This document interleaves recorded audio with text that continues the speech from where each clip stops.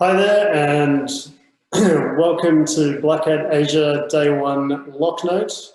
I hope you all had a great day of really insightful and educational presentations today. From what I saw, there certainly were a great mix of both deep technical talks, like the Jump Rocket, which went right and which was extremely detailed and gave one of my favorite comparisons, which was comparing Jop to cats with rockets strapped to their backs burning down castles, which is an awesome start to the day and just paints the picture for the rest of the day. That went right through to higher level talks, including the keynote by Troy Hunt and another by one of our own review board members around some of the risks to security researchers in surveillance states. I'm pleased to introduce you to some of the Blackhat Asia review board members who worked tirelessly for many months reviewing hundreds of very top quality submissions to bring you Blackhat Asia 2021. And from the outcomes that we've seen today, I think it really was a successful day. And, you know, me personally, I got a lot of value out of that. So I'd like to introduce you to Pamela, Mika Devonshire, Fyodor, Yarochkin, myself, Ty Miller. And basically, I'd like to start by going around the table and allowing each of our review board members to just give a bit of a quick introduction about themselves so that you know their background, and also just provide a good insight into their highlight for the day and just hear from the review board, you know, their thoughts and some of the key takeaways that they had from Blackhat Asia Day 1. Please feel free to submit questions in the chat, and we'll get to as many of those as we can. So I'm going to hand across to Pamela as the first to give a bit of background and also just open up the conversation around what you found really useful for today. Thank you, Ty. What a fun day it was today. I had a great time watching all these talks. My big problem was deciding which ones to choose because lots of them are on at the same time. Just to introduce myself, I'm Pamela O'Shea. I'm based in Melbourne. I specialize in pen testing. I enjoy web app hacking and radio hacking. So they're my two main interests. My favorite talk today, even though it was very hard to choose, but if I'm forced to choose one, it would be the Give Me SQL Injection talk by Shell IIS and SQL Server. It was a fantastic talk. It just kept going in terms of its impact. The research they did, the fuzzing they did, I can't believe they found all those bugs within a month or two of fuzzing. And the main idea behind the talk was that they obtained SQL injection, but I think Ty, you mentioned today, it's like they've made SQL injection better again. So they've taken that further, and via, you know, older protocols like WebDAV, they're able to do a call out to a file hosted by a malicious actor, and that file actually grooms the heap, and then you can crash IIS and do other exploits based on that. And it was just a fantastic talk. I loved that it's a legacy bug. It's been there for 20 years. They've gone all the way back to XP and proven it's still there in all 32 bits, 32-bit applications, and then it's one instance in the 64-bit. The other thing that was great, they just, you know, went through all of that, and then at the very end, they just kind of casually mentioned, oh, you can probably do privilege escalation through token kidnapping as well and maybe get system. So nice. And also they're working on local attack surface as well. So they mentioned they're already starting their research for their next Blackhat submission. So definitely brilliant researchers to watch there. I thoroughly enjoyed it and I almost needed popcorn. It was so much fun. So yeah, look, I have to admit that was also one of my favorite. You know, I just think that it's got such an impact, and I remember seeing this talk when we were reviewing the submissions before Blackhat, and it was one that really caught my eye just because of the absolute critical nature of this, and also the question around, you know, how is Microsoft going to address this?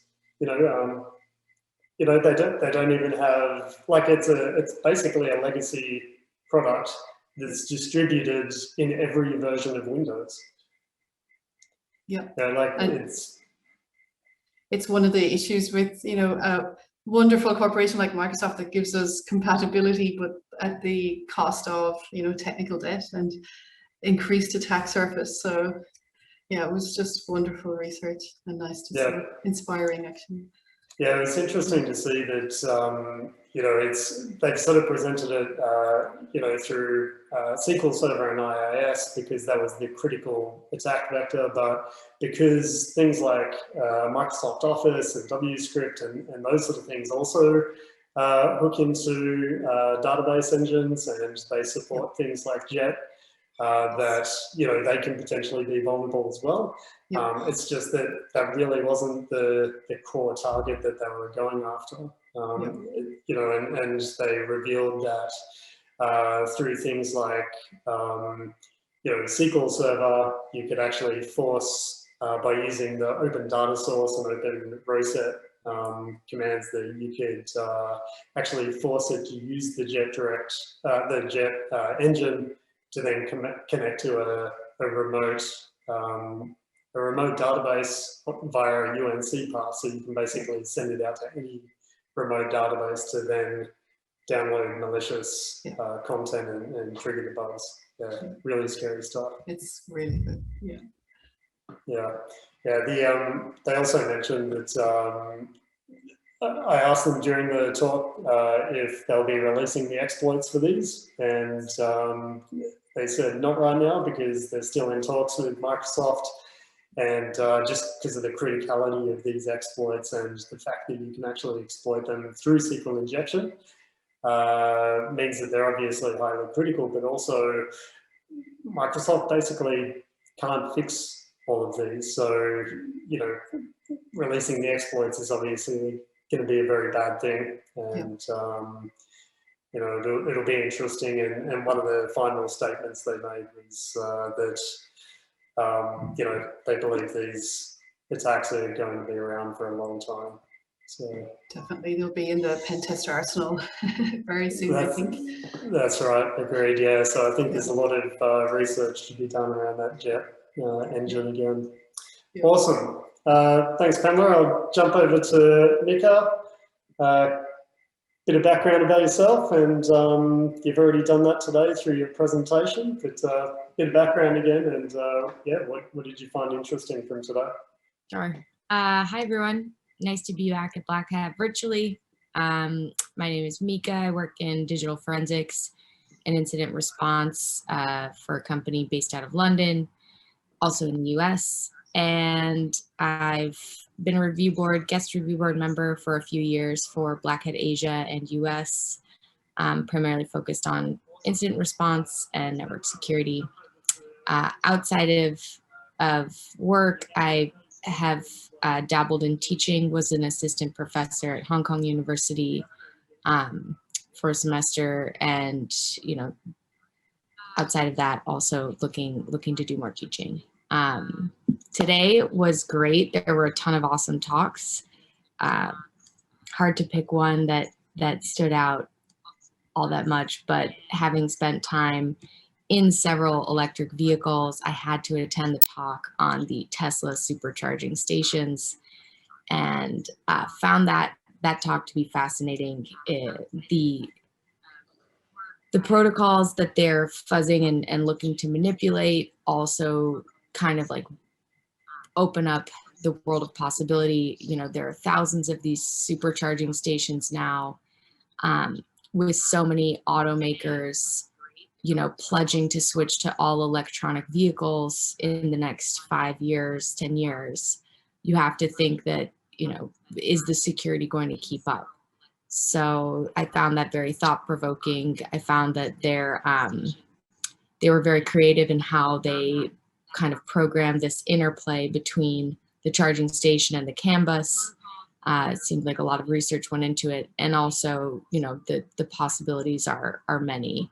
So it sounds like they'll be releasing some code where you can go kind of hyper program your own little, I forgot what they call it, maybe a CAN spy, little Raspberry Pi device, but found that to be impactful. And again, just with the number of charging stations growing, and the number of manufacturers that are going to keep making these, it just could be a really interesting field of research.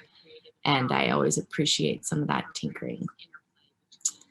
Outside of that, definitely a lot of good talks, and you know, always good to hear from the creator of Have I Been Pwned, of course. So I'll hand it over to Fyodor. Hello, my name is Fyodor Yarochkin. Some people pronounce my last name as the chicken. There is no chicken in my last name. I'm a threat researcher with Trend Micro. I'm based in Taiwan. I'm originally like Russian, born in Ukraine, lived in Kyrgyzstan for a while, but I'm based in Taiwan for like past 20 years. So I'm quite familiar with the community here. Like any questions you have to, like regional kind of like people, folks, trends, I'm probably the right guy to answer. So in terms of my expertise, I've both been doing penetration testing, like in the early days, also like in this region, and more recently I switched into like more like defensive technologies, like investigation of the crime cases. So my interest when I look at the talks might be slightly different. I'm not so much interested in offensive technologies, but also offensive and defensive techniques, or something that might be just innovative or like cross domain. And in this light, I think my favorite talk of the day would be the talk on the correlations between incidents and stock prices. The actual name of the talk is a walkthrough historical correlations between vulnerabilities and stock prices. I think like one of the main reasons why I picked up this talk is we all know that it's out there. If a company gets breached, there's probably going to be some economical impact on that company, right? But what Alessandro did in this particular case, he actually mathematically analyzed and showed with the diagrams and Excel sheets that this is what happens to your stock price when you get breached. Because sometimes you might be wondering, there is company A that got compromised and their stock price went, while there's company B that had similar incidents and their stock price didn't go up, but even didn't go down, it even went up a little bit. Like, for example, the recent breach with Quanta, if you guys were paying attention, I was surprised. If you look at the stock price of Quanta, it didn't go down. It actually went up a little bit because the company, like less known company, actually got some exposure.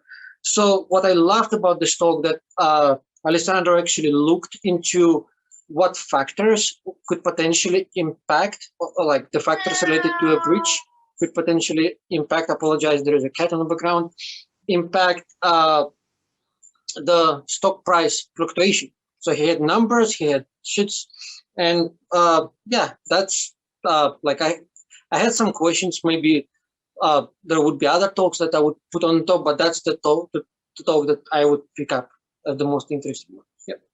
With this, I think I will hand the microphone to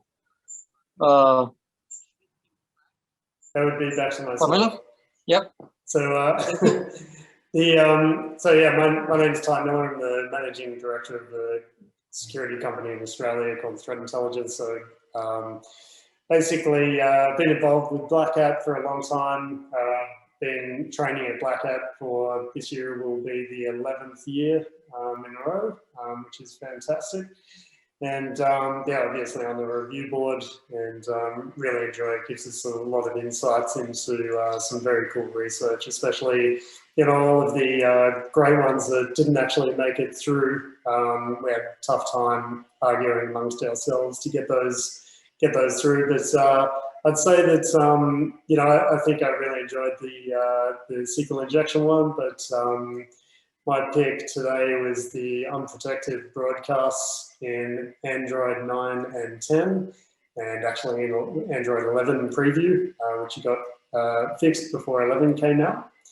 And yeah, that one just sort of shows, you know, just some of the bugs that can be introduced into things like mobile devices, that where it was around associated with the privileged broadcasts of intents. So basically communications between apps and the system, and you know, it demonstrated that ultimately unauthorized applications, so that there's trusted applications and there's untrusted apps, which you basically pull down from the marketplace, as opposed to the ones that are pre-built into the phone itself.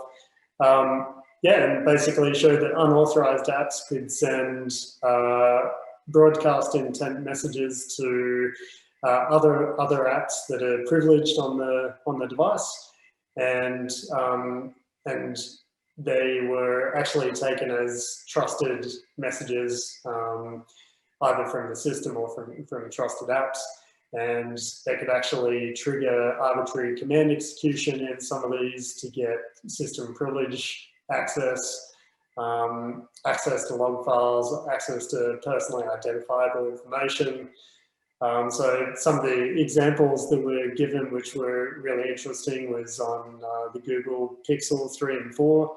One of the apps had phone access, so that was the privileges that they had, and a third-party app that from, you know, that you just install from the App Store could send intent messages causing file corruption and actually overwrite all of your phone contacts.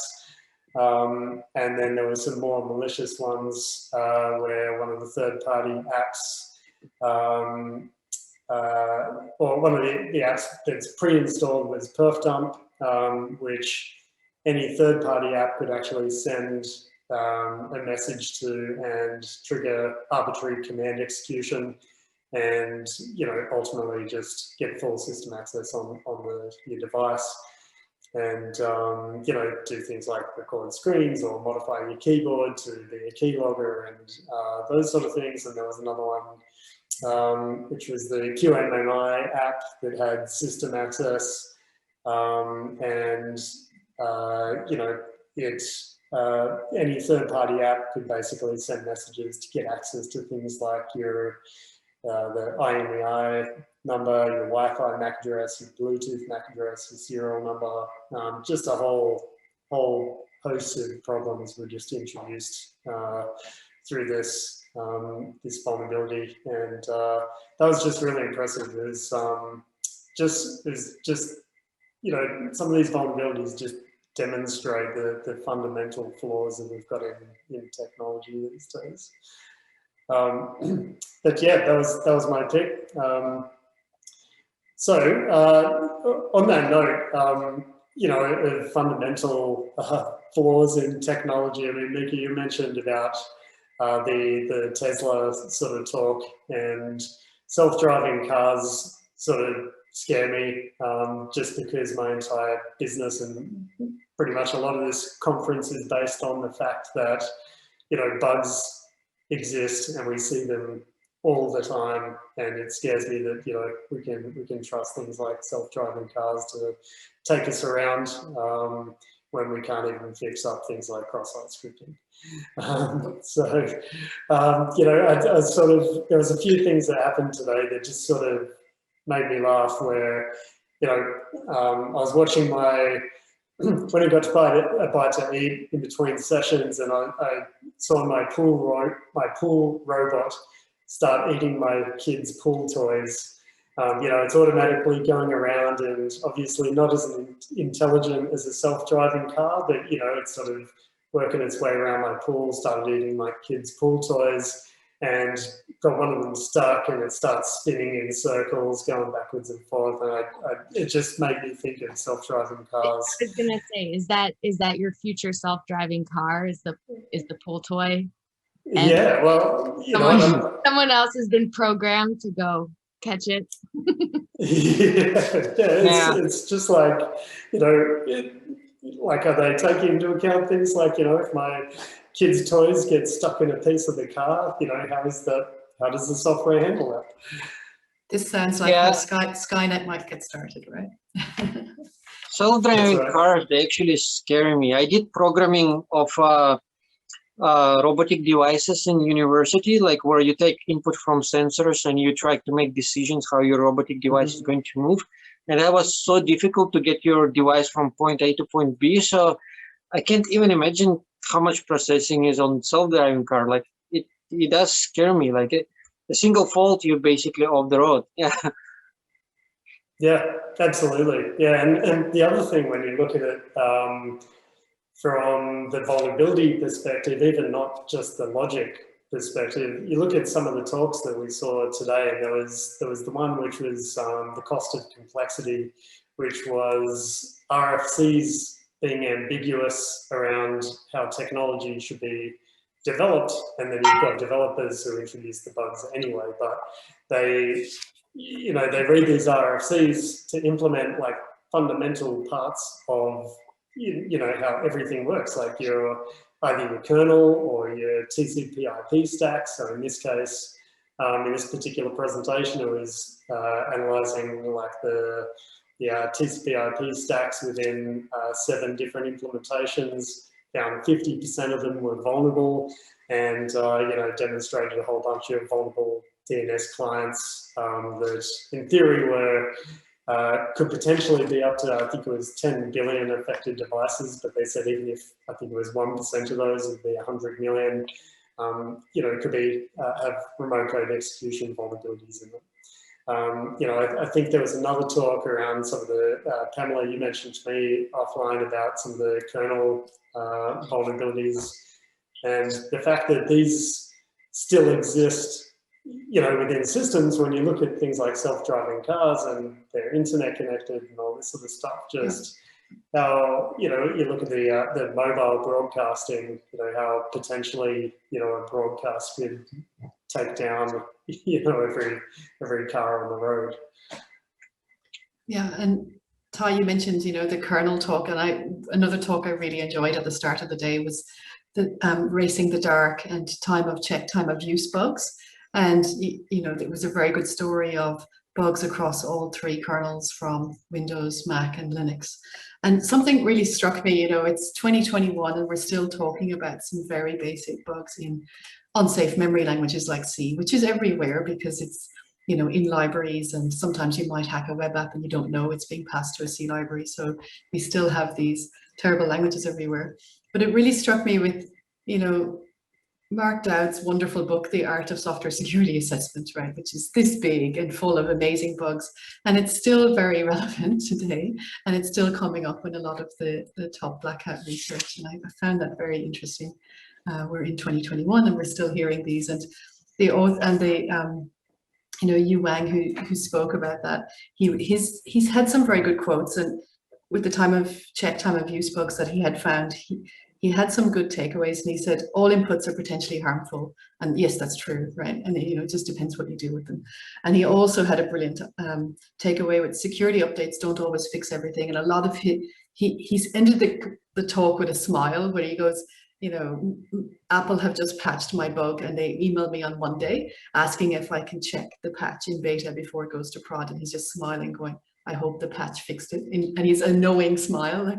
So I just thought, oh, it's great. He's well able to take patches apart and just not assume they fixed his report as well, and just keep the research going, which is wonderful. Yeah, awesome.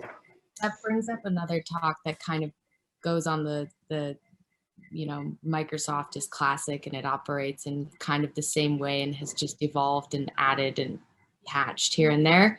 The gentleman that spoke about threat hunting and Active Directory kind of reinforced the fact that we're looking at the same methods of persistence over time. It's still trying to get scheduled tasks, recycling tokens, moving laterally and establishing footholds.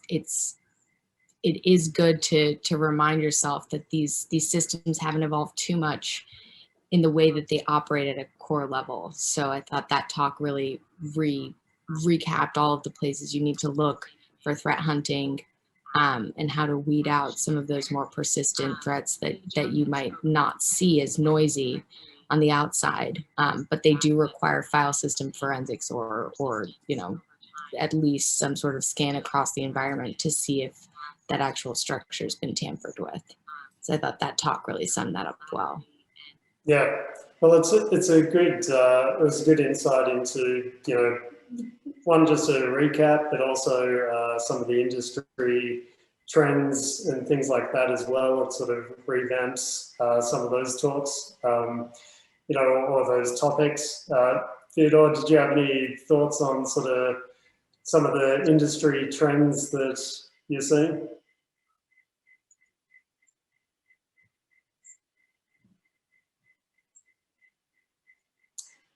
Yeah, there is another talk that I think was kind of interesting: mining and exploiting mobile payment credential leaks in the wild. We just talked about the issues that been around for ages and they're still there. If we look at the state of modern Android applications, we just download like 200 apps. Probably half of them is going to have like credentials, API keys, API endpoint, like secret passwords in them. So, well, the talk itself is presented more like as an academic kind of dry talk, but the impact is significant. First of all, it's coming from a university in Hong Kong, so they mostly focused on payment apps that are popular here in Asia, and they don't talk openly what apps are impacted, but you could probably guess if you're familiar with the what's popular, and the impact is crazy. Like even if like those apps that have like millions of users, like in China, have that kind of issues, yeah, the state of modern Android apps is not even close to be like perfect. So that would be like another interesting tool that like I definitely would point out. Excellent. Sounds good. Some of the other things that I've personally been seeing in the industry, and I know that some of you guys have recently, is obviously around things like ransomware and the massive increase in security breaches. What are you guys seeing in that space?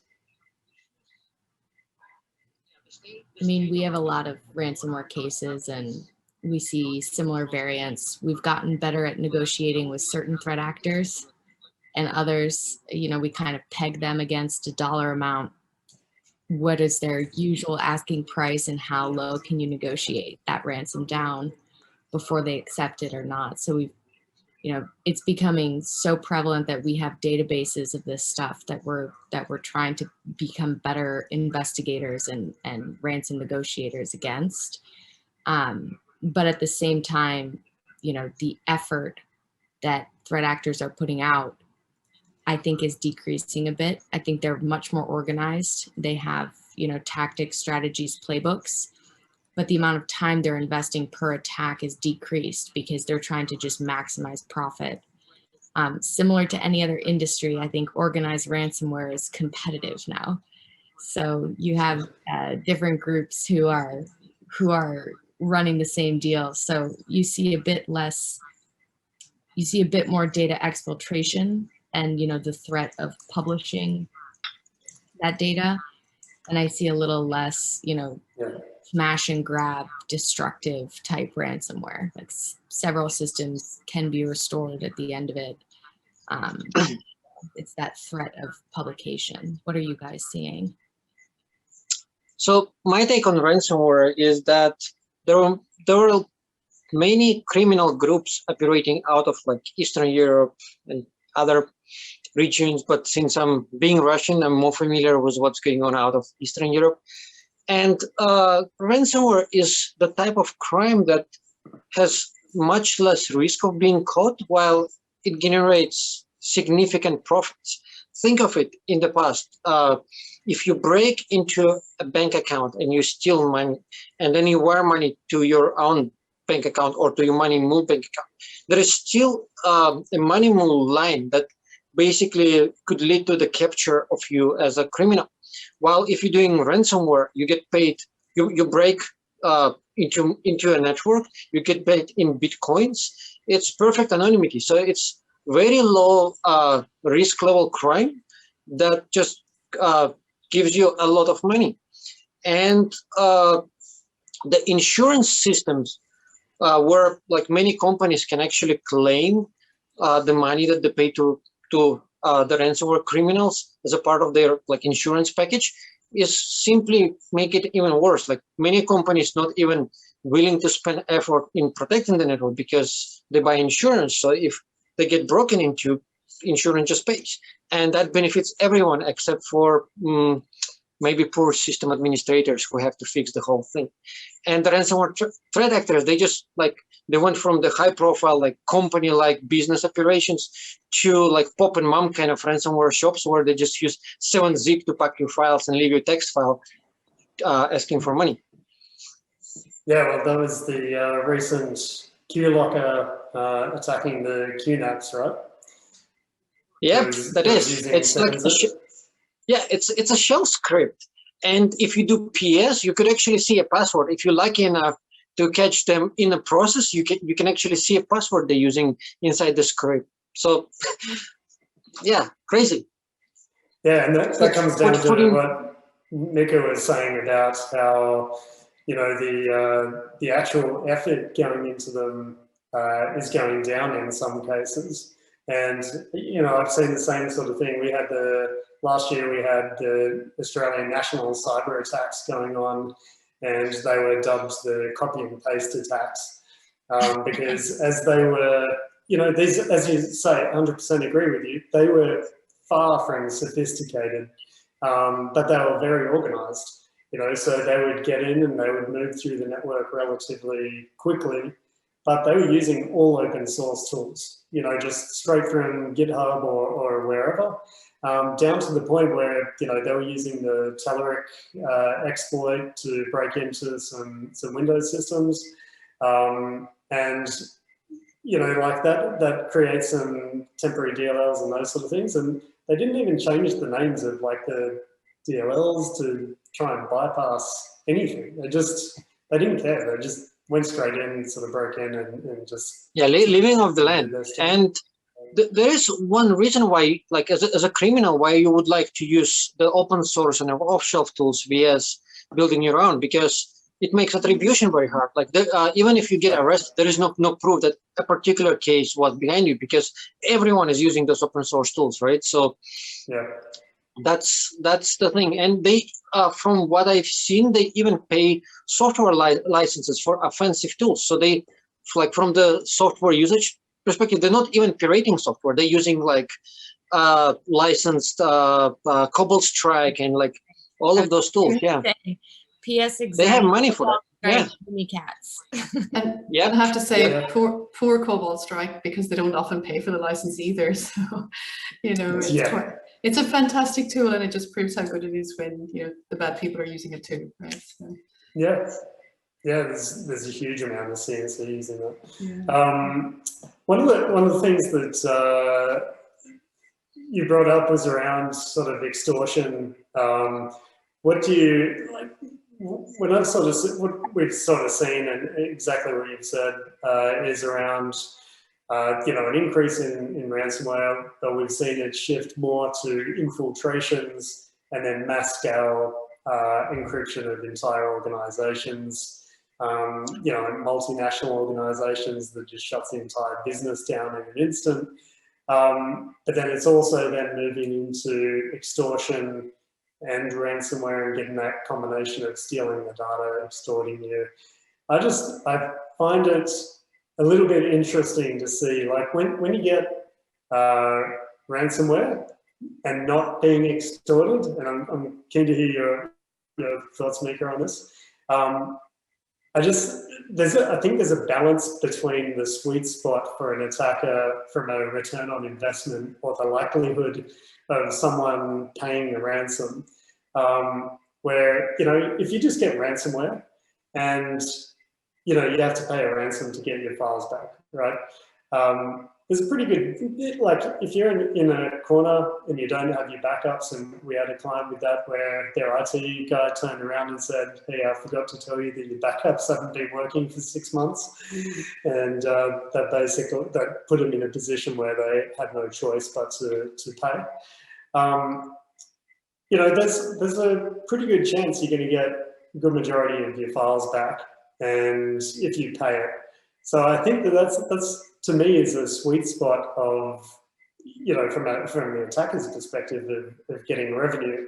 When they steal the data and, Well, it's, you know, they're threatening to release it, or I mean, we even had one recently where every day they leaked the data to another client and another client and another client until they, you know, were going to pay. I just think at that point, you know, one, they've destroyed any trust. I mean, it's funny with ransomware, you sort of have a level of trust that you're going to get the decryption key, right? When you're dealing with extortion, I just find it really difficult that you could pay unless you're really in a corner, because at that point you're lost. I'm keen to hear your thoughts on that, especially as you were talking about negotiating with the threat actors and negotiating them down, and how do you actually approach those negotiations, and your thoughts on sort of that sweet spot of return on investment for attackers. Well, there is that great book that's Never Split the Difference. It's about hostage negotiations, and a lot of the same tactics apply, where you try to put as much time in between that initial ask and any type of action on your end, because you're buying time for the client to see what is the status of the backup, how much data can they get back, and what's absolutely critical to move forward. So the first thing you want to do is just buy time, and like you said, Ty, hopefully they're backing up and have something decent to restore. In terms of if they've exfiltrated data and have kind of shown you at least snippets or can prove that they've leaked it, I never think that you can trust them not to publish it. I forget who exactly. Yeah, agreed. Yeah. So if it's more so about your critical data being lost and it, you know, impacting business hugely, then you might actually need to consider negotiation. And then you have the proof of life period where you're finding files that you need them to prove that the decryption key works. It's a long drawn out process, and it can actually take longer than you'd think. It's not simple. And then once you might get the key, it takes weeks. You know, depends on how many systems you need to restore. I think it's best to deal with it. You know, Fyodor, I know you're not pro insurance, but they do run checks against your security before writing a policy, and it is complicated. They have these formulas for how to underwrite certain risks, and we kind of step in and just, you know, as responders who work with insurers, kind of say, oh, exposed RDP, I would maybe ask them to patch that before signing a ransomware policy. But it's really interesting, and I think it'll continue to evolve. They're trying to, you know, attackers are trying to pressure the victim to pay as quickly as possible, and the best thing you can do is put as much time as possible in between actions and conversations. Yeah, excellent. Yeah, and I think it's interesting that you say that, you know, if they're showing proof of data, then you can't trust them to you know, not release it. I know that in your presentation, you were talking about researchers and the risk to them. You know, some of the investigations we've done, you know, the researchers quite often show the data. And, you know, at that point, the client's like, well, I can't trust this guy because he just showed me my own data, right? So it's a really difficult position, which is what you were sort of talking about in your presentation today, and you know, around how to. Troy Hunt finds his own data in the leaks that he gets. Yeah. Right? Yeah, exactly. And you know, he mentioned with the example where he showed his daughter's watch getting hacked and releasing or getting random phone calls through it by arbitrary people. How him releasing that and working with the vendor to sort of disclose that to him, he just found that was quite risky as well. And yeah, there's a lot of concern in that space.